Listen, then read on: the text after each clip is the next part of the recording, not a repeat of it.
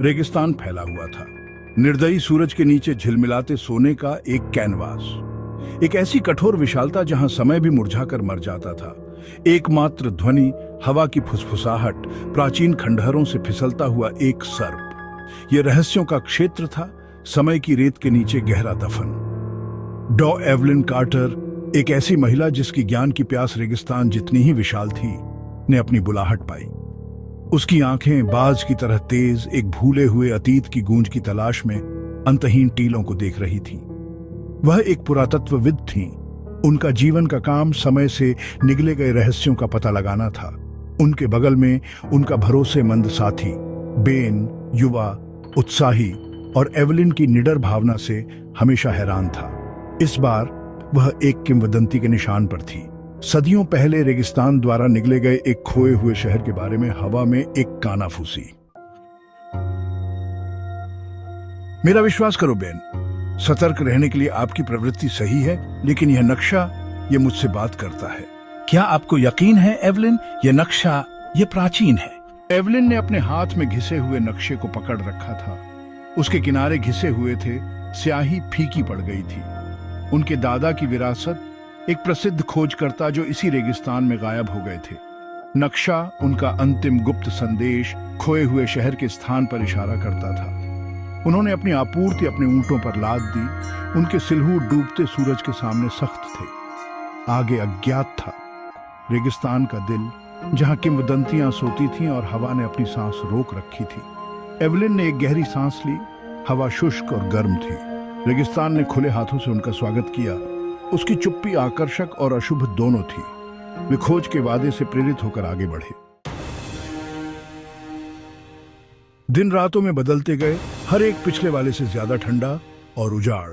उन्होंने अपनी सहन शक्ति की सीमा तक धकेलते हुए नक्शे का अथक पीछा किया। रेगिस्तान ने उनका परीक्षण किया। उसकी चुप्पी एक कुचल भार थी, लेकिन एवलिन आगे बढ़ती रही। उनका संकल्प अटूट था। वे जितने करीब पहुंचते गए, उतना ही उन्हें अपने दादा की उपस्थिति महसूस होती गई। घूमती रेत में एक प्रेत साथी। बेन देखो। एक शाम, जैसे ही आकाश मरते हुए आग के रंगों से धधक रहा था, घूमती रेत से एक आकृति उभरी। एक संरचना, आधी दबी हुई, आकार में विशाल, फिर भी रेगिस्तान की विशालता से बौनी। एवलिन का दिल तेज हो गया। क्या यही हो सकता है खोया हुआ शहर? मैं भी इसे देखता हूँ। संरचना ऐसी थी जैसी उसने पहले कभी नहीं देखी थी। ये एक विशाल तोरण द्वार था। इसकी सतह जटिल नक्काशी से ढकी हुई थी, जो समय के साथ नष्ट हो गई थी, लेकिन फिर भी विस्मयकारी थी। उन्होंने अपने ऊंटों को आगे बढ़ाया। हर कदम के साथ उनका उत्साह बढ़ता गया। तोरण बड़ा होता गया, एक भूले हुए युग का प्रवेश द्वार। तोरण द्वार ने उन्हें चट्टान में उकेरे गए एक संकरे रास्ते में पहुंचाया। समय और क्षय की नम गंध से लदी हवा भारी हो गई। जैसे ही उनकी आंखें अंधेरे में समायोजित हुईं, उन्होंने महसूस किया कि मार्ग केवल एक सुरंग नहीं, बल्कि एक अलंकृत रूप से सजा हुआ गलियारा था। चित्रलिपि अजीब और सुंदर दीवारों को सुशोभित करती है, जो एक खोई हुई सभ्यता के दृश्यों को दर्शाती है। ये कोई शहर नहीं है, ये एक मकबरा है।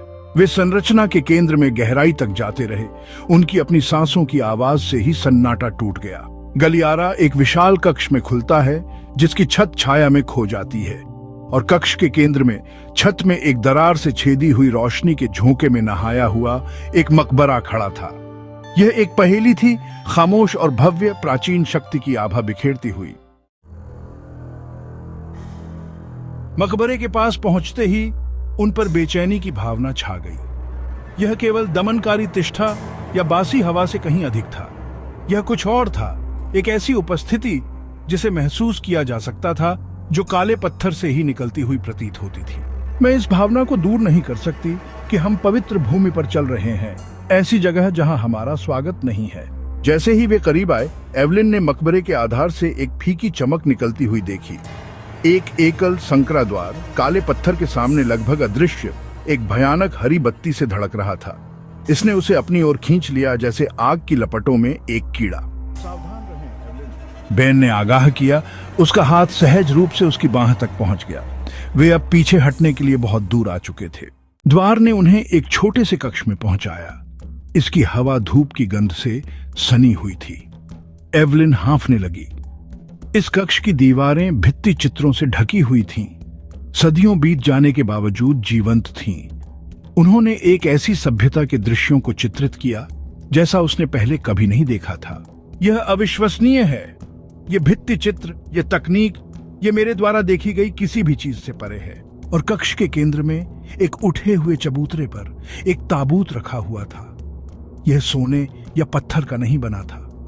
यह एक ऐसी सामग्री से बना था जो प्रकाश को अवशोषित करती प्रतीत होती थी। एवलिन ने महसूस किया कि उसकी रीढ़ की हड्डी में ठंडक दौड़ गई। यह कोई साधारण मकबरा नहीं था। जैसे ही एवलिन ताबूत को छूने के लिए पहुंची, कक्ष में एक कम गड़गड़ाहट गूंज उठी।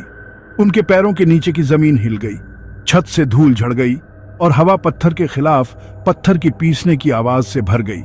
पूरी संरचना अपने आप ढह रही थी। हमें यहां से बाहर निकलना होगा, बेन चिल्लाया एवलिन का हाथ पकड़कर। वे वापस लौट आए, प्रवेश द्वार की ओर भागे। उनके पीछे का मार्ग ढह गया क्योंकि वे भागे थे। वे प्रवेश द्वार से बाहर निकल आए, रेत पर गिर पड़े हाँफते हुए। एवलिन और बेन रेत पर लेटे हुए थे। उनकी छाती फूल रही थी। ढहते हुए मकबरे का भार उन पर शारीरिक रूप से नहीं, बल्कि एक भयानक पूर्वाभास की तरह दब रहा था। जैसे ही धूल जमी और पतन की गूंज फीकी पड़ गई, रेगिस्तान पर एक गहन सन्नाटा छा गया। वो क्या था? बेन हकलाया, उसकी आवाज कांप रही थी। एवलिन धीरे धीरे उठी। उसकी निगाह उस जगह पर टिकी हुई थी जहां मकबरा रेत में समा गया था। उसका चेहरा पीला पड़ गया था। उसकी आंखें विस्मय और भय के मिश्रण से भरी हुई थीं। कुछ रहस्य दबे रहना ही बेहतर है। उन्होंने खुद को इकट्ठा किया। उनके शरीर पस्त थे, उनके दिमाग अनुभव से घूम रहे थे। रेगिस्तान ने अपने छिपे हुए अतीत की एक झलक दिखाई थी, मानवीय समझ से परे एक सभ्यता की एक भयानक फुसफुसाहट। और इसने उन्हें अपनी शक्ति, मानव जाति की क्षणभंगुर जिज्ञासा के प्रति अपनी उदासीनता की याद भी दिलाई थी। इस अनुभव ने उन्हें सिखाया कि कुछ रहस्य, चाहे कितने भी आकर्षक क्यों न हो, उन्हें छेड़ना नहीं चाहिए। कभी कभी अज्ञात को अज्ञात ही रहने देना ही सबसे अच्छा होता है।